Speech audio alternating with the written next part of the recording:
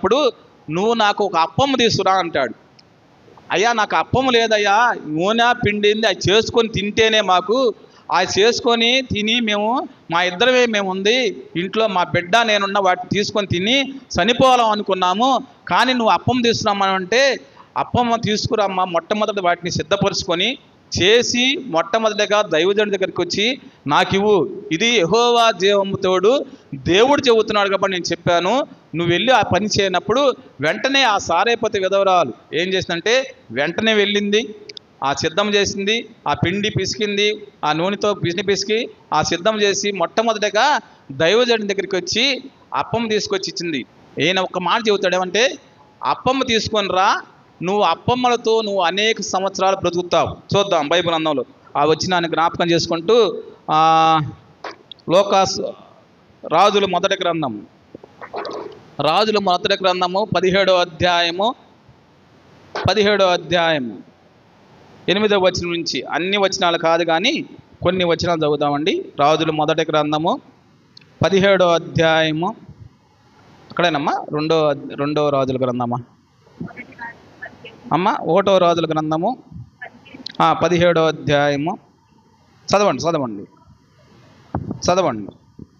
అంతటా యెహోవా వాక్కు అతనికి ప్రత్యక్షమై ఇలాగు సెలవిచ్చెను, నీవు సీదోను పట్టణ సంబంధి అయిన సారేపతు అని ఊరికి పోయి అది వద్దులే కానీ 13వ వచనం చదవమ్మా. అప్పుడు ఏలియా 17వ వచనం, అందుకు ఆమె నీ దేవుడని యెహోవా జీవము తోడు తొట్టిలో పట్టెడు పిండియు బుడ్డిలో కొంచెం నూనెయు నా యుద్ధ ఉన్నవే గాని అప్పం ఒకటైన లేదు, మేము చావక ముందు నేను పోయి వాటిని నాకును నా బిడ్డకును సిద్ధం చేసుకొనవలెనని కొన్ని పుల్లలు ఏరుటకై వచ్చి తినను. అప్పుడు ఏలియా ఆమెతో ఇట్లా నేను భయపడవద్దు, పోయి నువ్వు చెప్పినట్లు చేయము. అయితే అందులో నాకు ఒక చిన్న అప్పము మొదట చేసి నా యొద్దకు తీసుకుని రమ్ము. తర్వాత నీకును నీ బిడ్డకును అప్పములు చేసుకో. అంటే కొంచెం పిండి కొంచెం నూనె ఉంది, అప్పము చేసుకొని నాకు ఇవ్వు, తర్వాత నువ్వు అప్పములు చేసుకొని తినమన్నాడు. భూమి మీద యెహోవా వర్షము కురిపించే వరకు ఆ తొట్టిలో ఉన్న పిండి తక్కువ కాదు, బుడ్డిలో ఉన్న నూనె అయిపోదని ఇశ్రాయేలు దేవుడని యెహోవా సెలవిస్తున్నాడు అనెను.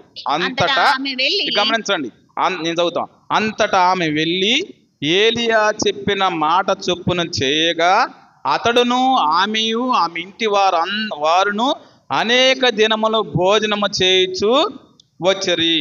యెహోవా ఏలియా ద్వారా సెలవిచ్చిన ప్రకారము తొట్టిలో ఉన్న పిండి తక్కువ కాలేదు, బుడ్డిలో ఉన్న నూనె అయిపోలేదు. అటు తర్వాత ఆ ఇంటి వారందరూ కూడా ఆమెను ఆమె కుమారును ఆమె ఇంటి వారందరూ బంధువులు స్నేహితులు, కరువు వస్తుంది, కరువు కాలంలో కూడా దేవుడు ఆమెను పోషించాడు. ఎన్ని సంవత్సరాలు? మరలా భూమి మీద వర్షం కురిపించే వరకు. ఎన్ని సంవత్సరాల వర్షం రాలేదు? 3.5 సంవత్సరాల దాకా వర్షం రాలేదు. ఏలియా ప్రార్థన చేసినప్పుడు ఆకాశం నుండి 3.5 సంవత్సరాల దాకా వర్షము వద్దంటే ఆగిపోయింది. మళ్ళీ తిరిగి వర్షాన్ని కురిపించమన్నప్పుడు ప్రార్థన చేసినప్పుడు వర్షము కురిసినప్పుడు భూమి తన ఫలమిచ్చును. అప్పుడు ఆ పరిస్థితిలో ఈ యొక్క సన్నివేశం జరిగింది. 3.5 సంవత్సరాలు కొంచెం పిండి బుడ్డిలో కొంచెం నూనె.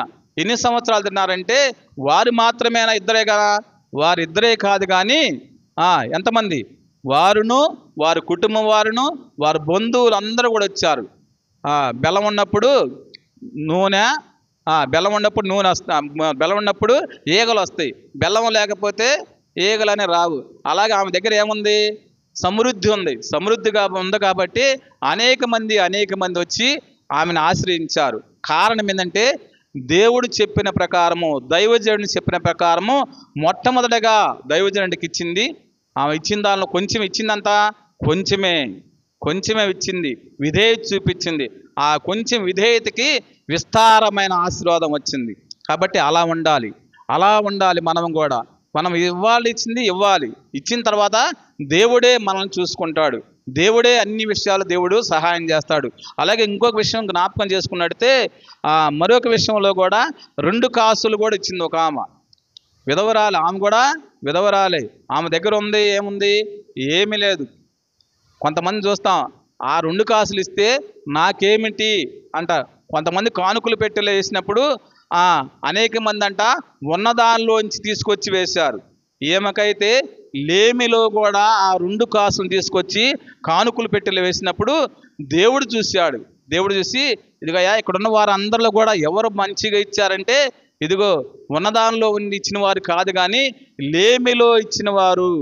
ఏమా తనకున్నది అంతా కూడా తీసివేసుకుంది.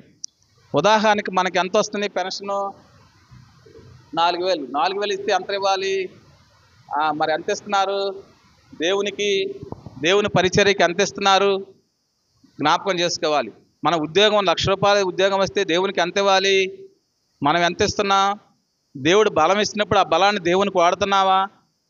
దేవుని పరిచర్యకు వాడుతున్నావా? జ్ఞాపకం చేసుకోవాలి. చాలా దేవుని యొక్క సొమ్ము దేవునికి ఇవ్వాలి. ఇచ్చుట ధన్యకరము, పుచ్చుకొనుట కంటే ఇచ్చుట ధన్యకరము. పుచ్చుకోవటమే కాదు, అంటే దేవుని దగ్గర నుంచి ఆశీర్వాదాలు పొందుకోవటమే కాదు కానీ ఆశీర్వాదాలు పొందుకున్న తర్వాత తిరిగి ఏం చేయాలంట? దేవుడిచ్చింది దేవునికి ఇవ్వాలి. ఉదాహరణకి జ్ఞాపకం చేసుకున్నట్టే మొట్టమొదటిగా మాకు జీతం ఎంత అంటే 2,950 రూపాయలు. ఆ 2,950 రూపాయలు ఎంత ఇవ్వాలి? మేము దశమ భాగము 295 రూపాయలు ఇవ్వాలి. 295 రూపాయలు ఇవ్వడానికి అప్పుడు ఆ రోజులు నేను బాగా దేవుని తెలుసుకోలేదు కాబట్టి ఆ 295 రూపాయల్లో ఆ రోజు 96లో విషయం నేను చెప్పేది. 96లో మా మ్యారేజ్ జరిగినప్పుడు పాస్టమ్మ గారి జీతం 2,950 రూపాయలు. 295 రూపాయలు చేసి దశమ భాగం ఇచ్చినప్పుడు నేను సనిగేవాడిని, గొనిగేవాడిని. సనిగి గొనిగినప్పుడు ఏం చేసేదంటే నాకు తెలియకుండా కూడా ఆమె ఇచ్చేది. నేను ఆ సరుకుల కొట్లోకి వెళ్ళినప్పుడు 600 రూపాయలు సరుకులు ఇస్తే ఇంటి మొత్తం కూడా ఆ రోజు వెళ్ళిపోయాయి. 600 అంటే 15 రోజులు సరుకులు వచ్చాయి. అలా సనుగుతున్నప్పుడు మరి అది జీతము దేవుడు ఇస్తున్నాడు కాబట్టి దేవుడు 3,000 సగం 6,000 అయింది. 6,000 సగం 20,000, 20,000 తర్వాత 50,000, 50,000 తర్వాత కొన్ని 1,00,000 రూపాయల పైన. ఇప్పుడు ఎంత ఇవ్వాలి?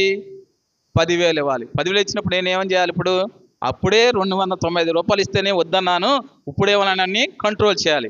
కానీ అలా చేయలేదు. కానీ దేవుడికి ఇవ్వాల్సింది నువ్వు. అది కాదు, అది మాత్రమే కాదు కానీ నేను కూడా దేవుడికి ఇస్తున్నా. నాకు వచ్చిన దానిలో కూడా దేవుడికి ఇస్తున్నా. అలాగే మాకు ఇచ్చిన దశమ భాగం కానుకలు మీరు వేసినప్పుడు ఆ వేసిన కానుకల నుంచి నా యొక్క అహరోను అంటే నాకన్నా పెద్దవారు ఎవరు ఉంటారో వారికి నేను తప్పనిసరిగా దశమ భాగాన్ని ఇవ్వాల్సిందే. అలా ఇస్తే దేవుడు ఆశీర్వాదాలను నేను పొందుకుంటాను. అలా ఇవ్వకుండా వాటిని నేనే తీసుకొని నా సొంత ఖర్చులకి లేకపోతే నా స్థలాలకి లేకపోతే వడ్డీకి ఇచ్చుకుంటే నాకు రావాల్సిన ప్రతిఫలము పొందుకుంటా. అలా చేయకూడదు. నేను చేయకూడదు, మీరు చేయకూడదు. దేవుడిచ్చింది దేవుడికే తప్పనిసరిగా ఇవ్వాలి. కాబట్టి కొంచెంగా ఏమంత ఇచ్చింది? కొంచెమే, కొంచెం పిండి కొంచెము నూనె ఉంటే దాటిని ఒక అప్పం తీసుకెళ్ళి దైవజనుడికి ఇచ్చినప్పుడు దేవుడు మర్చిపోయాడంటే మర్చిపోలేదు కానీ ఆమెకి విస్తారంగా దీవెనలు కుమ్మరించారు. అలాగే జ్ఞాపకం చేసుకున్నట్టే ఆ పేద విధవరాలు 2 కాసులు మాత్రం ఇస్తే ఆ 2 కాసులు ఇచ్చిన వారిని దేవుని గ్రంథం నుంచి రాశారు. చూద్దాం. మార్కు సువార్త 12వ అధ్యాయము, మార్కు సువార్త 12వ అధ్యాయము 41వ వచనం. మార్కు సువార్త 12వ అధ్యాయము 41వ వచనం. ఆయన కానుకలు పెట్టి ఎదుట కూర్చుండి జనసమూహము ఆ కానుక పెట్టెలో డబ్బులు వేయుట చూచుచుండెను. ధనవంతులైన అనేకులు అందులో విశేషముగా సొమ్ము వేయుచుండిరి. ఒక పేద విధవరాలు వచ్చి 2 కాసులు వేయగా ఆయన తన శిష్యులను పిలిచి, కానుక పెట్టెలో డబ్బులు వేసిన వారందరికంటే ఈ పేద విధవరాలు ఎక్కువ వేసిన మీతో నిశ్చయముగా చెప్పుచున్నాను. ఎన్నికి వేసిందామా? ఎంత వేసింది? 2 కాసులే. ఆ 2 కాసులు ఎవరి దృష్టిలో ఉన్నాయి? దేవుని దృష్టిలో ఉన్నాయి. నువ్వు ఇచ్చే 400 కానీ, నువ్వు ఇచ్చే 100 రూపాయలు కానీ, నువ్వు ఇచ్చే 10 రూపాయలు కానీ, 10,000 కానీ ఎవరు చూస్తున్నారంటే దేవుడు చూస్తున్నాడు. దేవుడు చూస్తున్నాడు కాబట్టి దేవుడు నీకు రావాల్సిన ప్రతిఫలం ఇస్తాడు. ఈ భేదవేదరాలు 2 కాసులు ఇచ్చింది కానీ ఆ 2 కాసులు ఇచ్చింది ఏమంటున్నాడంటే ఈ భేదవేదరాలు ఎక్కువ వేసిన మీతో నిత్యముగా చెప్పుచున్నారు. వారందరూ తమ కలిగిన సముద్రంలో నుండి వేచిరి కానీ ఈమె తన లేమిలో తనకు కలిగినంతయు అనగా తన జీవమంతయు వేసినని చెప్పెను. లేమిలో కూడా ఆమె ఇచ్చింది. మరి నీవు నేను కూడా అలా ఇచ్చి దేవుణ్ణి ఆశీర్వాదం పొందుకోవాలి. కొంచెముగా విధేయత చూపిస్తే విస్తారమైన దీవెనలను మనము ఆశీర్వదించబడతాం, దీవెనలు పొందుకుంటాం. మనం ఎలా ఇస్తున్నాం, ఎందుకు ఇవ్వాలి, ఎలా ఇస్తున్నాం, ఎందుకు ఇవ్వాలి, ఇస్తే మనకు వచ్చే ప్రతిఫలాన్ని మనం జ్ఞాపకం చేసుకున్నాం. కాబట్టి ఈ యొక్క మధ్యాహ్న కాల సమయంలో నీవు నేను అందరం కూడా ఆనాడు హేబేలు అర్పణ దేవుడు అంగీకరించాడు. హేబేలు కయీను ఇద్దరున్నారు. కయీను ఏమిచ్చాడు?